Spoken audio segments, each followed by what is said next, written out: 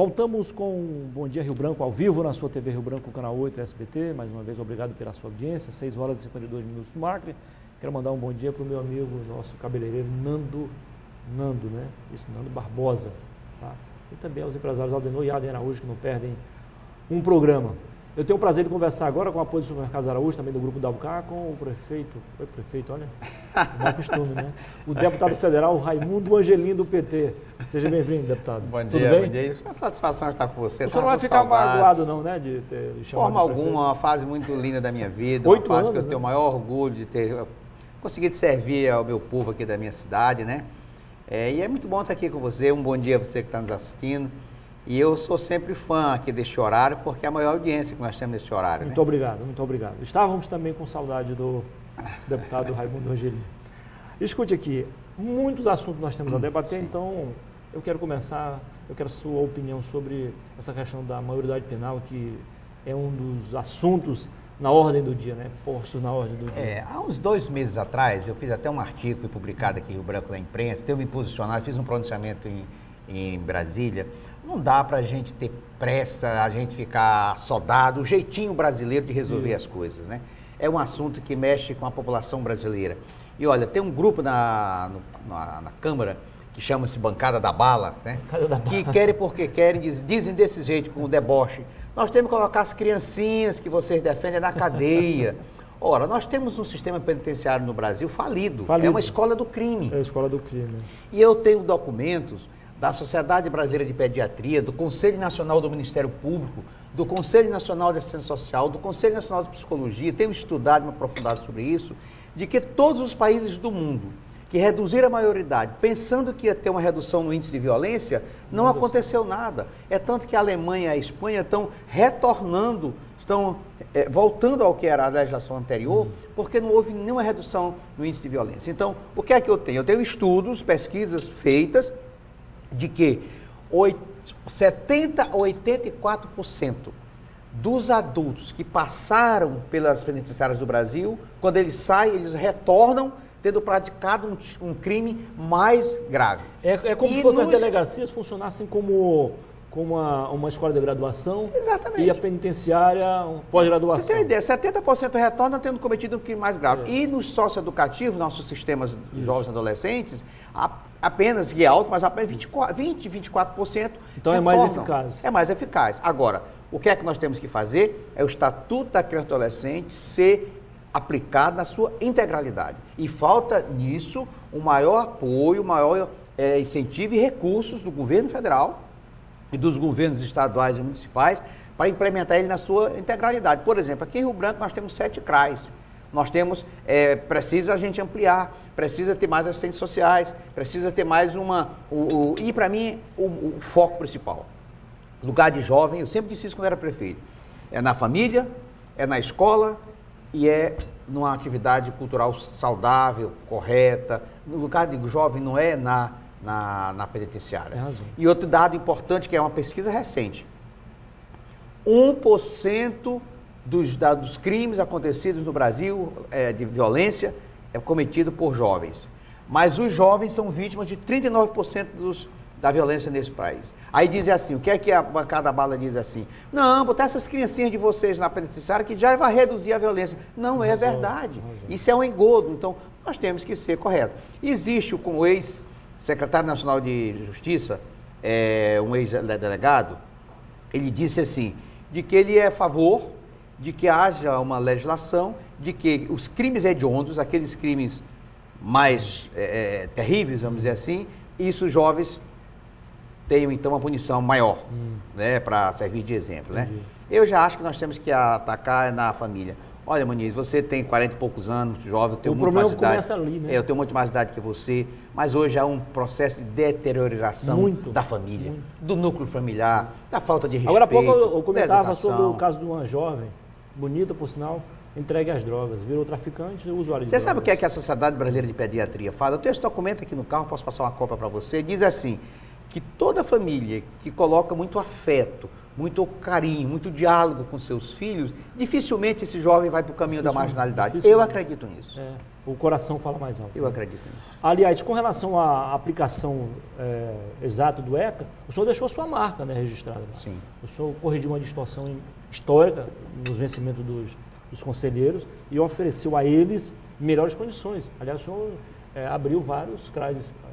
CRAs, criamos casas de passagem Isso. para drogaditos, nós criamos o consultório de rua com um carro. Então nós fizemos um trabalho com uma equipe, não foi um trabalho meu, foi um trabalho de uma equipe.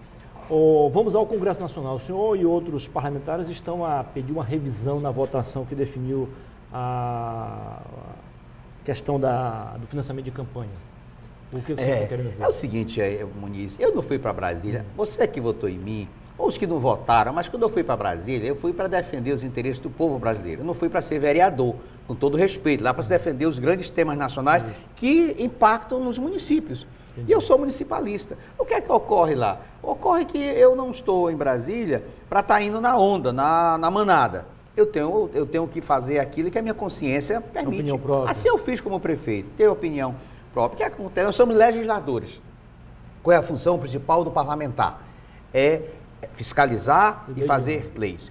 O que é que acontece? Nós, no dia 26 de maio, houve uma votação de uma parte da reforma política, que a sociedade brasileira se mobiliza para que haja uma reforma política de verdadeira. O presidente Eduardo Cunha está fazendo anti-reforma e colocou em pauta a questão do financiamento empresarial da campanha, que eu e o meu partido e outros partidos são terminantemente contra, tem que acabar com o financiamento empresarial, que é a origem de toda essa celeuma de processo de corrupção nesse país nas eleições. E nós, a 1h da madrugada, terminou a sessão e houve uma vitória expressiva, acabando com o financiamento empresarial. No dia 27 de maio, no dia seguinte, pela manhã, o presidente chamou em seu gabinete os líderes dos partidos menores, outros lideranças dos partidos, como o DEM, como o PSDB, e aqueles partidos e aqueles deputados que votaram contra o financiamento empresarial, em menos de 24 horas, mudaram o seu voto. E o que é que aconteceu? O presidente colocou novamente em votação, rasgando, conflitando totalmente a Constituição Federal e o regimento interno, e ganhou por 22 votos.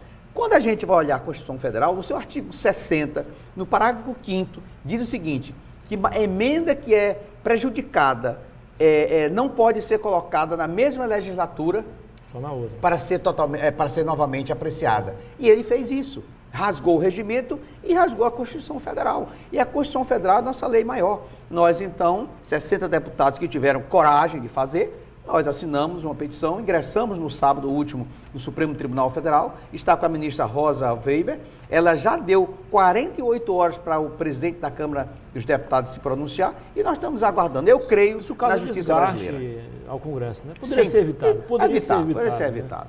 Né? O deputado, existe já há algum tempo uma legislação que garante 30% das vagas de candidatos, cargos eletivos, para as mulheres. O senhor e outros parlamentares estão indo além, querem garantir lá, a vaga lá, de fato, e não apenas na candidatura. Como é que está essa luta? Olha, Muniz, nós, no meu caso, exemplo, minha mãe completa dia 26 de dezembro deste ano, 65 anos de casada com meu pai. Minha mãe sempre doméstica, cuidando da família, mas hoje a mulher não é mais só doméstica. A mulher hoje é uma executiva, é uma política, está na comunicação, jornalista, em todas as áreas. Eu fui fazer um estudo. Olha, hoje a maioria da população brasileira são mulheres. A maioria das matrículas das universidades brasileiras são de mulheres. A presidenta Dilma fez um pronunciamento agora que a maioria das inscrições do FIES, do ProUni, do Pronatec são mulheres. Então, nada melhor do que as mulheres terem um espaço maior no Congresso. Nós temos 513 deputados, 52 mulheres. Menos de 10%.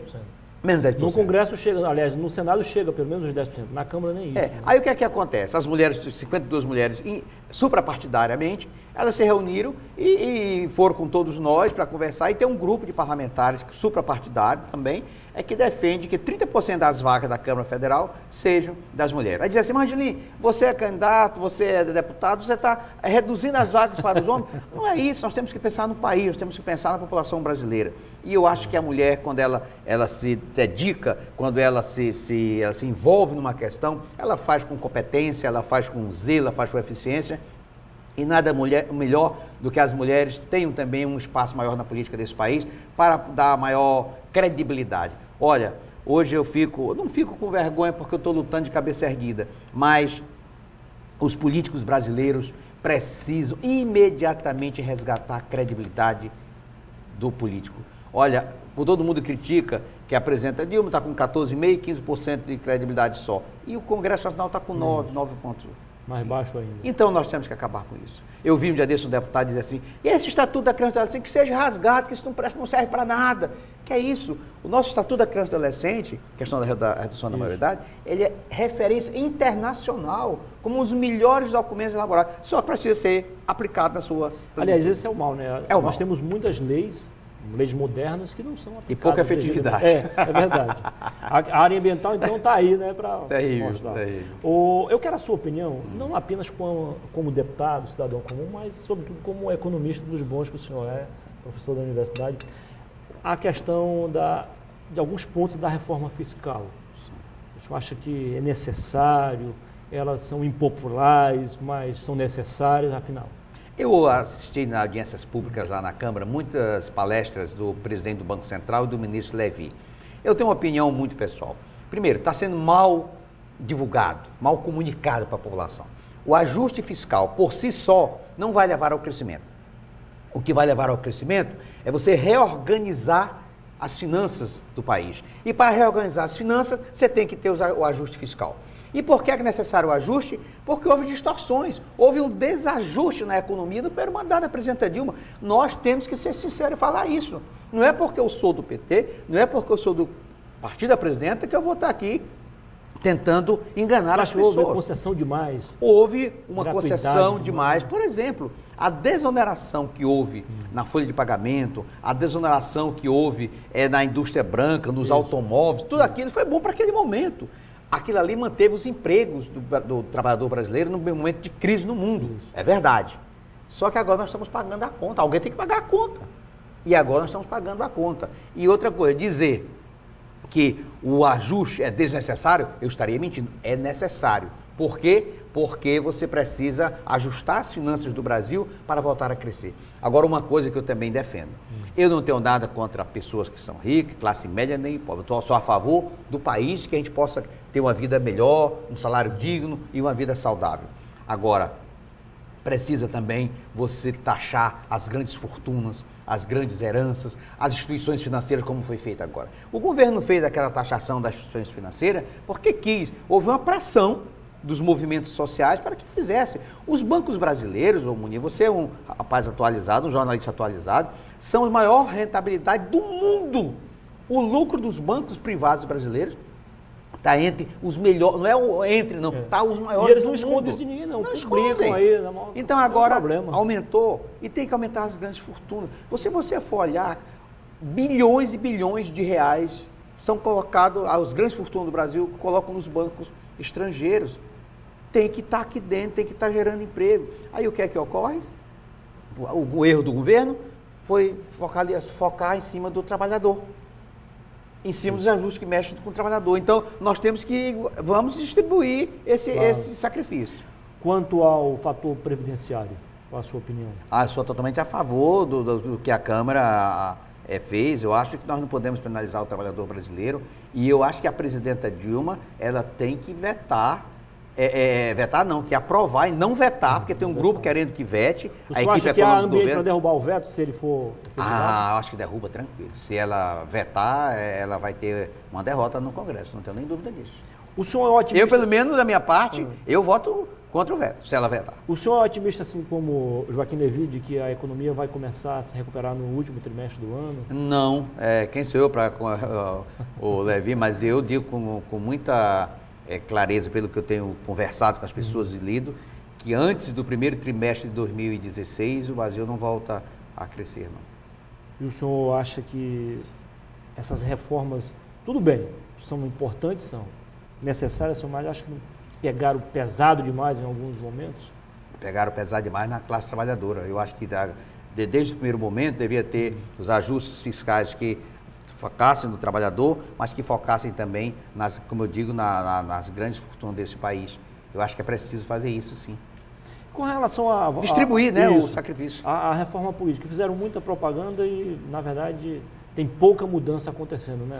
É isso que é terrível. Desde o primeiro momento, que eu aqui neste programa com o nosso amigo comum Astério, eu defendi a OAB, a CNBB e mais de 700 mil pessoas desse país elaboraram com grande participação popular uma proposta de reforma que para mim não era ideal, porque ideal nunca vai ter, é perfeita, mas era a que mais se aproximava do que a população quer e do que era necessário.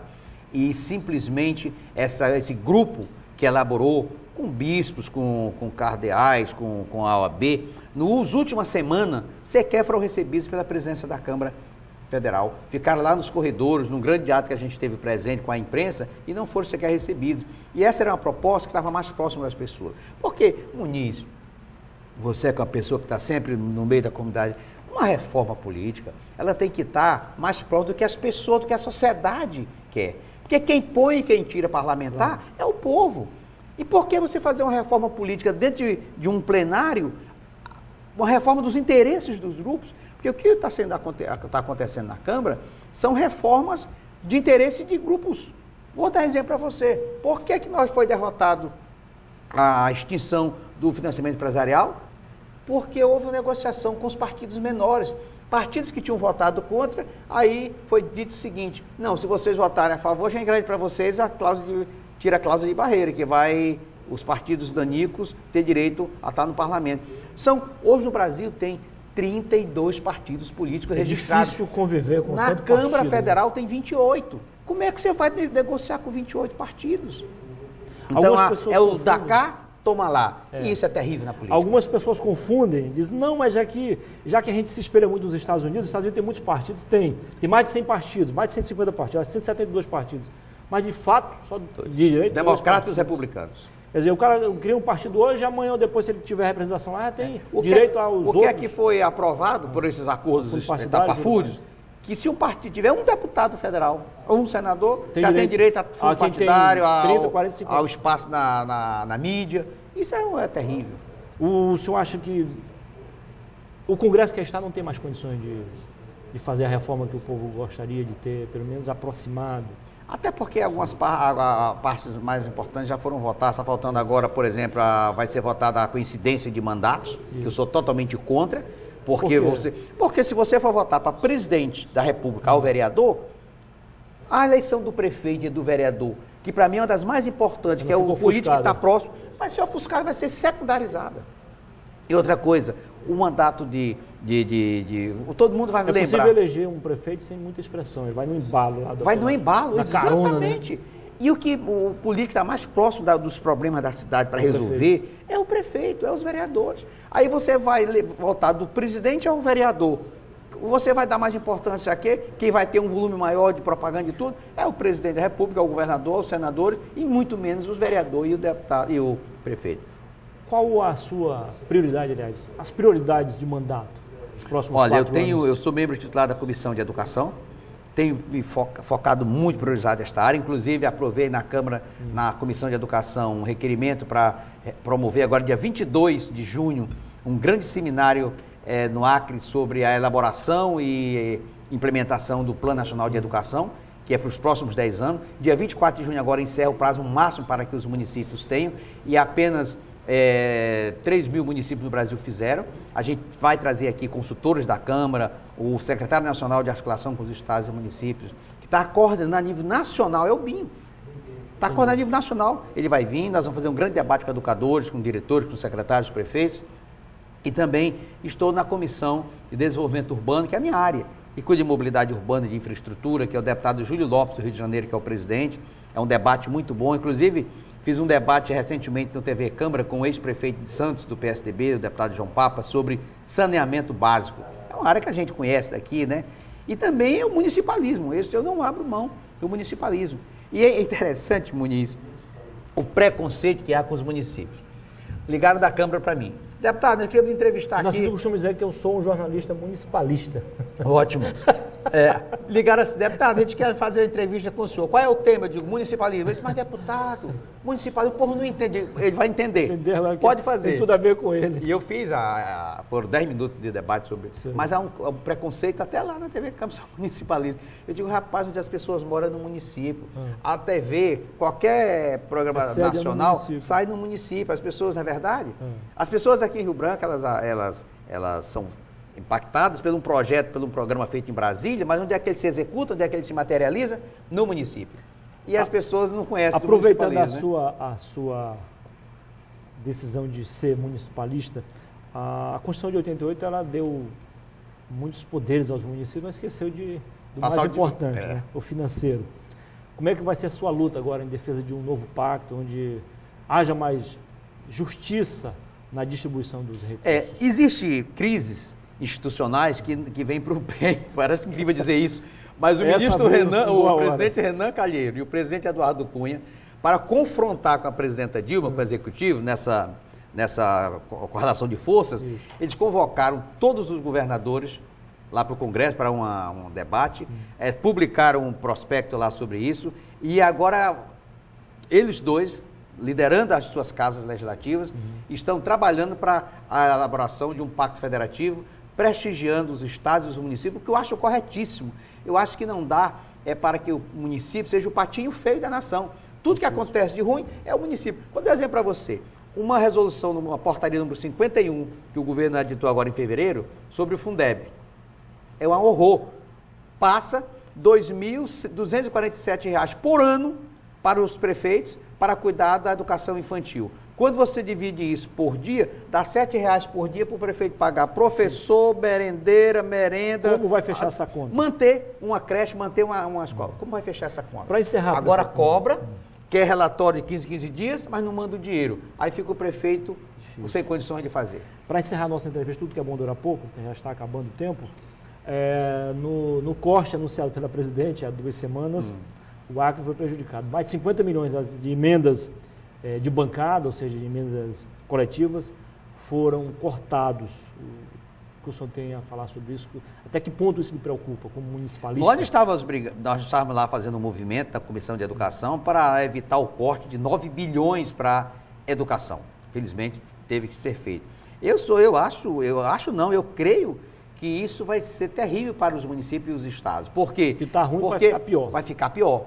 E esses cortes, eu espero que esse contingenciamento, ele logo ele venha a ser descontingenciado para os estados trabalhar. Não dá para o município de Rio Branco, o estado do Acre, passou por uma das maiores crises de enchente dos últimos anos, de toda a sua história, né? Acabou as nossas cidades como Brasileia, como a periferia de Rio Branco, e de repente você podendo ter recursos. O governo do estado e o município de Rio Branco não recebeu até agora um centavo para a reconstrução das nossas cidades.